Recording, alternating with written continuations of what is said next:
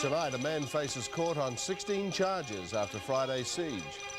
Boy injured after boats collide off Point Cartwright. And records tumble at the Noosa Half Marathon. This is the Sunshine Coast Win Local News with McWilliam and Selina Downs. Evening. Good evening. A 46-year-old man fronted court on a string of charges today relating to Friday's tent standoff at the Seabreeze Caravan Park in Maroochydore. The siege ended early Saturday morning with Gary John Knight allegedly surrendering to police after 16 hours holed up in a caravan with his son and a friend. Residents from Seabreeze Caravan Park returned to their homes Saturday morning to find cars, caravans and the phone box peppered with holes, the lasting evidence of Friday's 16-hour siege. While the residents were safe in motels around Maroochydore, police negotiators continued to talk with the 40-year-old man who's alleged to have started the siege with a volley of gunshots about 10 o'clock Friday morning. 6 more members of the Special Emergency Response Team took up positions throughout the park, but just before 2:30 Saturday morning, the gunman surrendered. A 40-year-old man was charged with 16 offences, including threatening violence whilst armed and unlawful wounding. George Clark, back inspecting the damage to his van on Saturday, recounted his brush with death. There was a bang, you know, from a shotgun. Next thing I hit there and staggered back and said to him I'd been shot. Friday's excitement will be the topic of conversation for residents in the close-knit park for some time, especially for Anne and Mario Torta, tourists from Sydney who found themselves trapped in a neighbouring van at the height of the drama. And he said to me, "I won't shoot you, I'm not going to shoot anyone." And so, of course, I backed up, came into the annex. The couple had their home video camera rolling. At the moment, everything is very quiet. No more shooting. A 17-year-old girl involved in the standoff, who police say was not a hostage, also returned to the park on Saturday morning, but this time was noticeably camera shy. You seemed to want a bit of attention yesterday. That's yesterday, eh? 40-year-old Gary John Knight fronted Maroochydore Magistrates Court this morning. He was denied bail, the magistrate deeming he posed an unacceptable risk. Max Futcher, Win News. While police in flak jackets put themselves in the line of fire on Friday, there were some close encounters for local news cameramen. Martin Craig was perched on the roof of a high-rise and became the focus of the gunman's taunts and messages. You know, there was 4 shots fired from within the caravan, and you know, for an hour and a half or so afterwards, there was nothing, no movement, and you know, for quite a while there, you know, had a lump in my throat and thought the worst. You know. Meanwhile, Dion Davies was amongst police ranks when a loud volley of shots went off. And all of a sudden we hear the bangs and the police are just yelling to us, get down, get down. So rather than getting down, we just grabbed our equipment and ran. We didn't know what to do, really. A 14-year-old boy has been treated at Nambour General Hospital after being pinned between 2 boats when they collided off Point Cartwright on Saturday night. The skipper of the fishing boat claims he was blinded by the sun and didn't see the runabout until it was too late.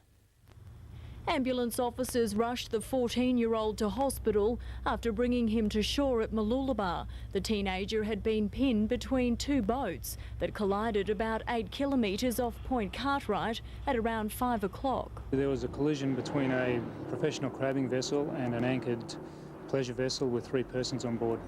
The skipper of the fishing vessel claims he was blinded by the sun and failed to see the smaller boat until it was too late. The teenage boy has been released from hospital. They did full checks and he had sustained bruising and swelling. Meantime, the body of a 10-year-old boy has been recovered by police divers from the Caboolture River after a 4-hour search yesterday. Police say Neville Williams had been fishing when he fell into the river after slipping on pipeline. A woman who dived in after the boy had to be rescued herself by firefighters after she too got into difficulties. Kesha, Win News. An 80-year-old Maroochydore man has been transported to hospital after being hit by a vehicle this morning. Witnesses say the pedestrian was attempting to cross Horton Parade just after 9 o'clock when the accident occurred. He was just walking across the road. He obviously didn't see the car and the car hit him. The elderly man was treated on the scene by ambulance officers before being transported to Nambour General Hospital with head and leg injuries. About 100 people were evacuated from an apartment block in Maroochydore overnight as firefighters battled smoke and flames in a second-floor unit. The apartment was extensively damaged in the blaze. Fire crews arrived just after 10 p.m. to find smoke pouring from the windows of the second-floor apartment of the Suncoast Resort in Wirraway Street. Two men donned breathing apparatus and used the building's fire equipment to attack the fire. They then brought in their own equipment to extinguish the blaze, while other officers worked on evacuating the rest of the building. It took quite a while to get all units empty of the residents, as a number of them were sleeping and had small children. The residents, many still in their pyjamas, waited out on the road while fire crews damped down the burnt-out unit. It's thought a candle on top of the television in the apartment's living room may have started the blaze, but investigations will determine for sure. The damage confined to the unit in which the fire originated. It's mostly smoke damage, but the television set and several windows have been damaged. Max Futcher, Win News. A 64-year-old post office employee who pleaded guilty today to falsifying records has been put on a good behaviour bond. The district court heard the woman had been using the Noosaville post office as her own private financial institution for around 9 months. The 64-year-old former Noosaville post office employee escaped a jail term today, the judge instead placing her on a $500 good behaviour bond. Mavis Joan West was charged with falsifying records and today pleaded guilty. An audit on the post office following an armed robbery showed the female employee owed $54,000, money she had borrowed but failed to pay back. The district court heard she had been using the post office as her own bank, spending its funds, then replacing them afterwards with her own cheques. Meantime, a 17-year-old's been ordered to do 100 hours community service after a vandalism attack on a Caloundra car yard earlier this year. Russell Bilby and another teenager caused close to $10,000 damage to the new cars in Caloundra City Autos, ripping off licence plates and badges. They were eventually caught red-handed by security guards. Bilby pleaded guilty today and was ordered to pay compensation of over $4,500. And an 18-year-old serial car thief has been jailed for 2.5 years. Shannon James Anderson pleaded guilty today to 29 stealing and break-and-enter charges. Kesha, Win News. A 29-year-old man who king-hit his former mate after he revealed their secret fishing hole to another person has been given a suspended jail sentence. The Maroochydore District Court heard Raymond George Jones lived at the same caravan park as the complainant and were good friends until the day he took another person to their secret prawning location. Jones pleaded guilty today to following him back to the Riverside Caravan Park at Bly and punching him twice in the head. The assault left the man with a fractured jaw and cheek. He also suffered severe bruising. Jones was sentenced to 6 months imprisonment, suspended for 3 years. Up after the break, local MP pushes for Goodwill Triathlon to be staged on the coast. Then record crowds at the Gympie Music Muster. I'm gonna ask Monica to marry me. Wait a minute, what was that? I'm gonna ask Monica to marry me. So you two are really serious. Oh my God! Oh my God! Oh my God, this will be huge. Friends, tonight on Win. We make no apologies. Rivoli is not for everyone. Not everyone can afford the unashamed luxury of these 4 beautiful homes set within gated security amidst wonderful rainforest gardens with waterfalls, pools and spas, all within a short stroll of Gympie Terrace. Not everyone will appreciate our obsession with excellence, but if we're talking your language, call us now. Rivoli, a very special place for a few very special people. What a sensation! Galaxy's rewards right here at Marucci RSL Club. Every time you play, you earn valuable points for all these fabulous prizes. Just swipe your members card. RSL! Oh, what a night! Good news for Queenslanders. You can visit Warner Brothers Movie World until September 17 with a Queensland Super Saver. Adults pay kids' prices, saving over $18.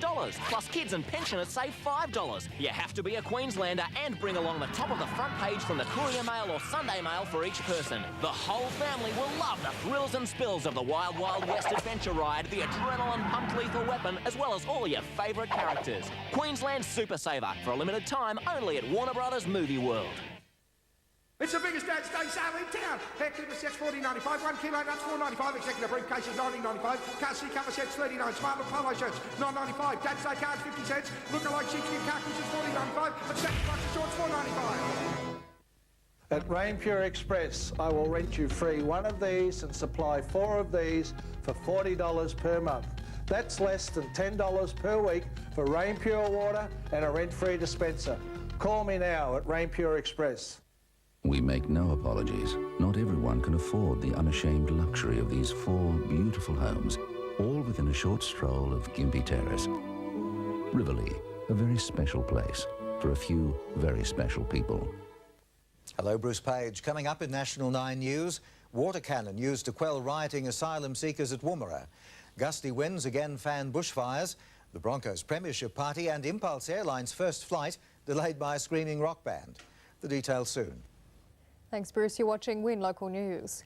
The member for Nicklin, Peter Wellington, has successfully called for an investigation to be conducted into ways to minimise electoral fraud. His calls follow this month's jailing of a former ALP candidate for electoral fraud in a Townsville seat. 2 weeks ago, former ALP candidate Karen Ehrman was sentenced to 3 years jail after being found guilty on more than 40 charges of forging voting enrolment forms. Since then, concerns about the present electoral system have been raised, and now the member for Nicklin, Peter Wellington, has called for an investigation to determine ways of minimising electoral fraud, a motion unanimously supported by State Parliament. It was great to see. I think what that echoed was that all politicians in Queensland are aware of the various serious concerns and serious allegations that have been made in State Parliament and that have been tabled in affidavits in the court. The Legal, Constitutional and Administrative Review Committee will investigate ways of improving the present electoral system and table the findings in Parliament by the 14th of November. Mr Wellington says he hopes then the recommendations will be implemented in time for the next state election. Because there are a lot of allegations have been raised about how easy it is to corrupt the electoral roll, the electoral system. Mr Wellington says he has had members of the public approach him about their concerns regarding electoral fraud. They've even suggested ways of improving the current system, all of which will be passed on to the review committee. Now, if there is anyone on the Sunshine Coast who wants to make a submission to this all-party committee, all-parliamentary committee, I'm more than happy to receive those submissions and forward those submissions onto the committee for their consideration. Belinda Burrows, Win News. Local MP Bruce Lamming says next year's Goodwill Games triathlon event should be staged on the Sunshine Coast. So far, no events have been announced for the coast, while Brisbane has 12 and 1 will be contested on the Gold Coast. Some sources are already tipping that Brisbane has the nod for the triathlon as well. Mr Lamming has raised the matter in Parliament, saying Mooloolaba and Noosa are already recognised as the triathlon capitals of Queensland.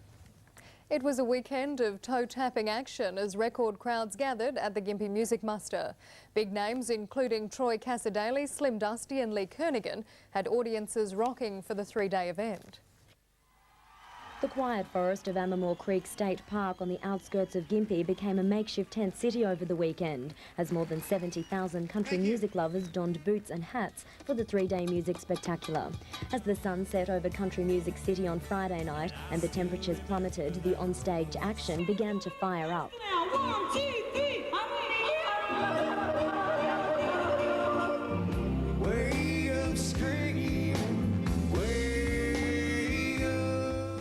Visiting artists including United States guitar great Gary Allan got the toes well and truly tapping. Then it was over to Aussie icon Troy Cassadaly to show his stuff.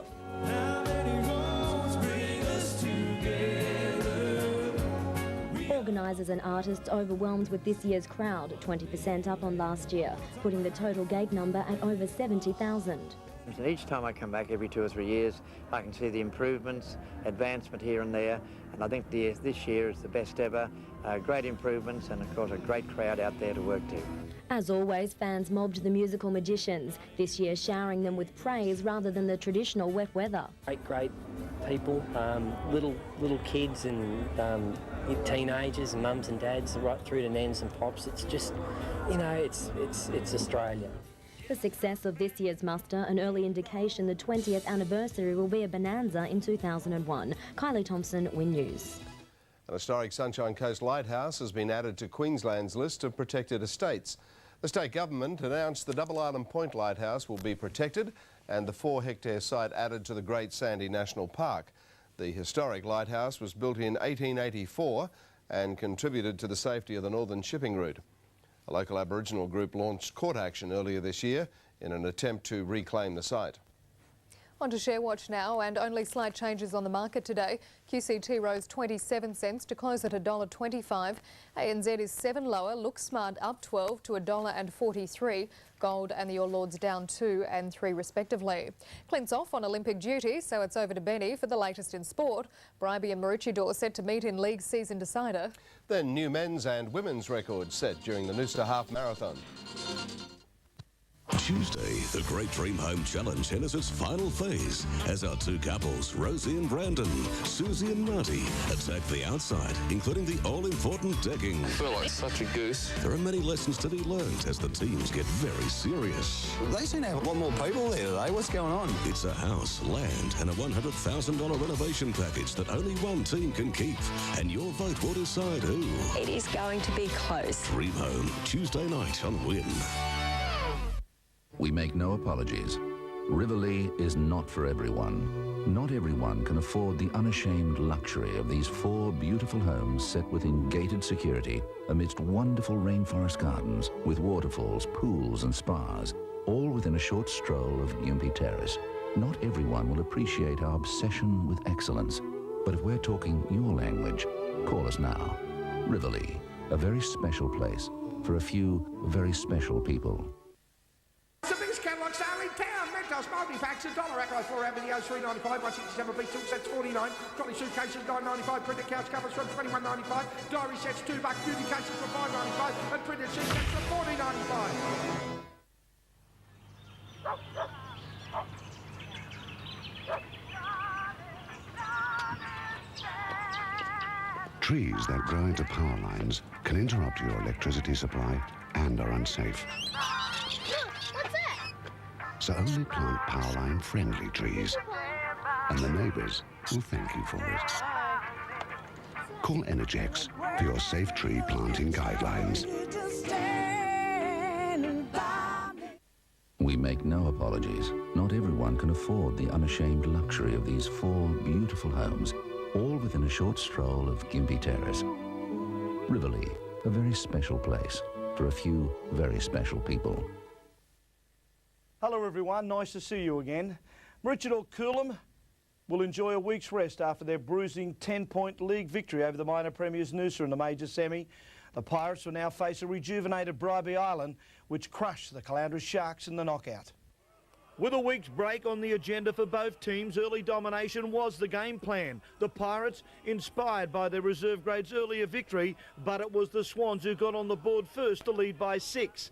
After some tough exchanges in the forwards, Noosa responded when block-busting second rower Isaac Smith levelled the scores.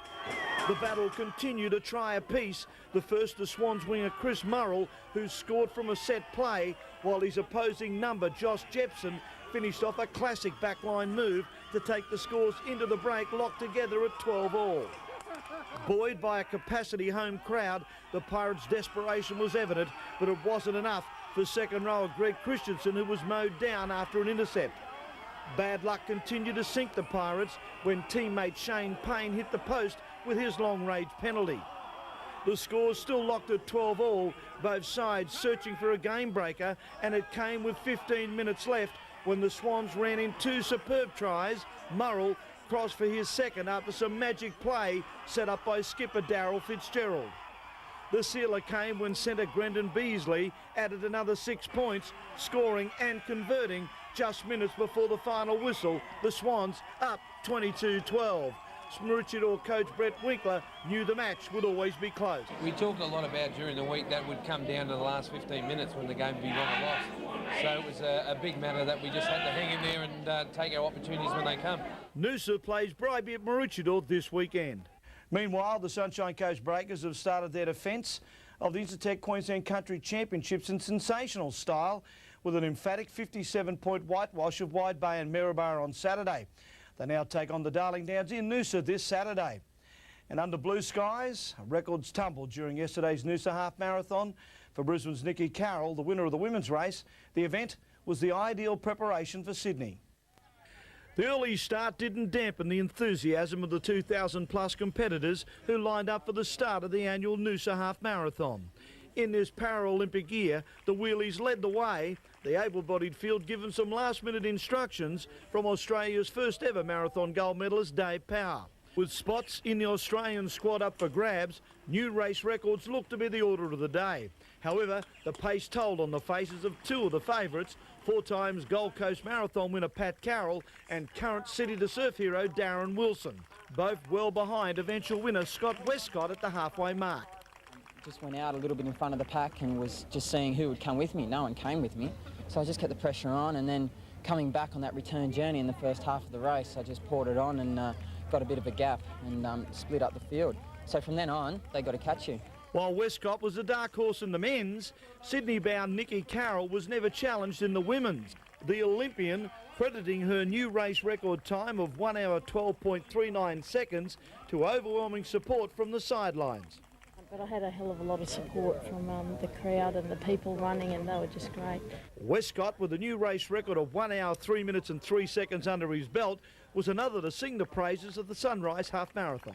This will be Australia's, new top-notch half marathon, because Gold Coast, sort of the sponsors fell through this year and they didn't have as good a field this year, and that's historically been, the true international half marathon course at Gold Coast. So I think this one will take off. Yeah, good luck to Nikki Carroll. I hope she does well in Sydney. Well, it's being billed as Surf Life Saving's ultimate grudge match, with the best athletes from the rival Uncle Toby's and Kellogg's camps coming together for a 2-test series to determine just who is the best in the land. And the Sunshine Coast has been chosen to be the host of October's Meikle Files Showdown. The Ironman Showdown is the brainchild of two of the sport's eldest statesmen, Andy Meikle and Guy Leach. The event's set to provide the top competitors from both the Uncle Toby's Super Series and the Kellogg's National Surf League with a form guide going into the season proper, while also helping heal the rift which has divided the sport for over a decade. The whole concept is to build up to 2 races this year, find out who the best is leading into the season, and have the Mercers and Kai Hurst race each other, Phil Clayton, Joshua Blair, Carla Gilbert, Linda Hartwig, Green Corbett, the like, and then next year build up to have 4 races so we can go right through the winter. Over 40 Iron women are expected to enter the showdown, including world champion Carla Gilbert and Uncle Toby's #1 seed Green Corbett. The men's field set to be equally star-studded, with Kai Hurst and the Mercer brothers Darren and Dean among those who've already signed up for the challenge. Another looking forward to finding out just who is the sport's best, reigning world champion Phil Clayton.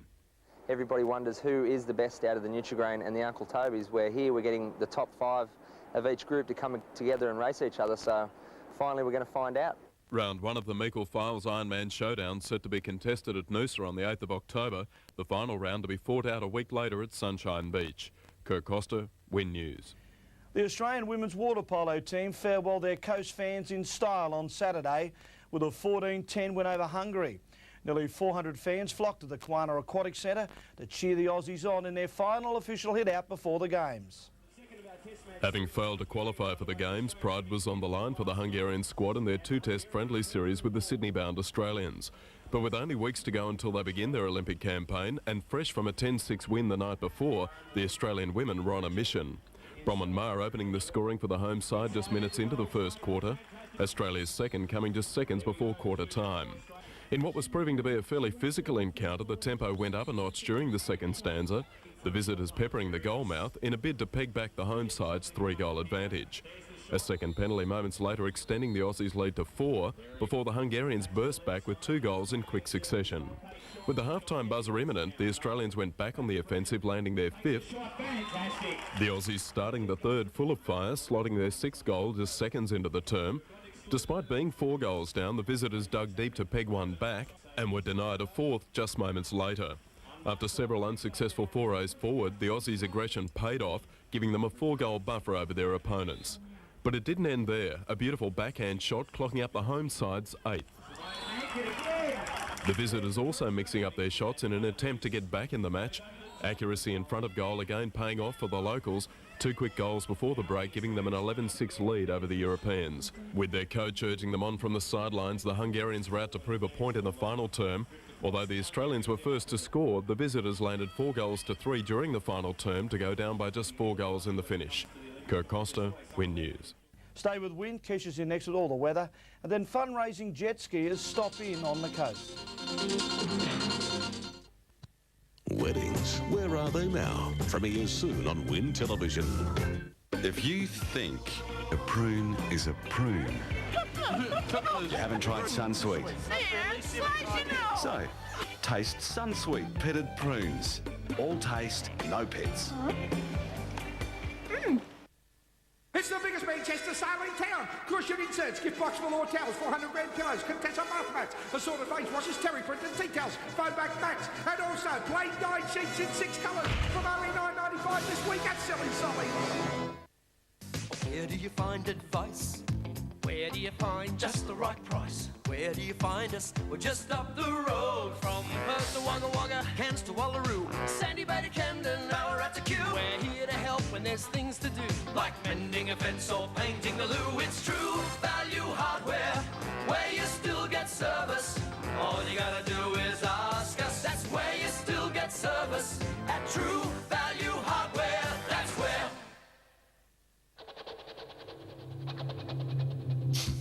Hay fever can make you feel lousy. Its symptoms are caused by your body's reactions to allergens. And while antihistamines only work on histamine-mediated reactions, Beckinase hay fever has a triple action that works on the 3 main allergic mediators, effectively treating and preventing hay fever. Triple action Beckinase hay fever, now available without prescription. Go Daddy Go to KB Auto 1. For Father's Day, Castrol 5 litre oil $6.95, 2-drawer tool chests $79.95, rawhide sheepskin seat covers $74.95. KB Auto 1, #1 for Father's Day. If you think a prune is a prune, Why am I trying a prune? you haven't tried Sunsweet. Divine. I've travelled the world. Taste Sunsweet pitted prunes. All taste, no pets. And I can say with absolute certainty that those are the best prunes I have ever tasted. A hot-headed cop puts love before the law. Now a charge of assault could cost him everything. Brilliant Aussie drama. Water Rats, Tuesday, 8:30 on Win. Good evening. Well, after a beautiful day on the coast, the cloud moved in this afternoon with the winds picking up on the beaches. A little warmer last night, the minimum dropping to 6 degrees in Gympie, 9 in Nambour and 14 degrees out in Montville. And a very warm one today, Maroochydore and Gympie climbing to 29 degrees with 28 in Nambour, just 24 in Maleny. At the moment it's 20 degrees with east-southeast winds at 7 knots. The pressure's on 1005 with 73% humidity. To the satellite now, and fine conditions almost throughout the state, with cloud areas over the southeast and high cloud developing in the far southwest. Onto the chart, this typical winter weather pattern is likely to continue for the rest of the week. The trough over Queensland will move off the coast tonight, clearing any cloud with it. Tomorrow's weather in the Wide Bay, a fire weather warning is current with cloudy areas clearing, gusty northwest to northerly winds with a maximum in Gympie of 25 degrees.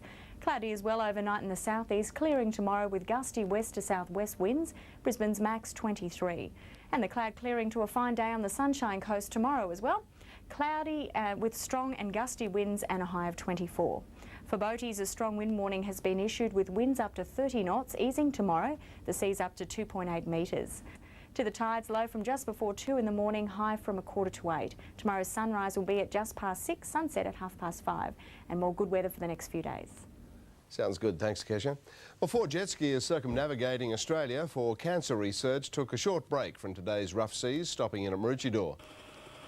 The team from Sydney's Seventh-day Adventist Hospital are halfway to raising a hopeful $2.5 million for a cancer treatment program. They're also offering an incentive, every donation entering a draw to win one of the skis. The team may have encountered rough seas today, but with still a long way to go, know they're in for many more adventures before they arrive back home. The dangers, are something that we can work our ways around. Sure, there's crocodiles and things like that in the water, but, you just have to brave it, like Paul Hogan. The team's expecting to spend close to 650 hours on the water, hoping to make it to Cairns by mid-next week. Hope the weather stays fine for them. That's all in our bulletin this Monday night. From the entire Win News team, enjoy your evening. Good night.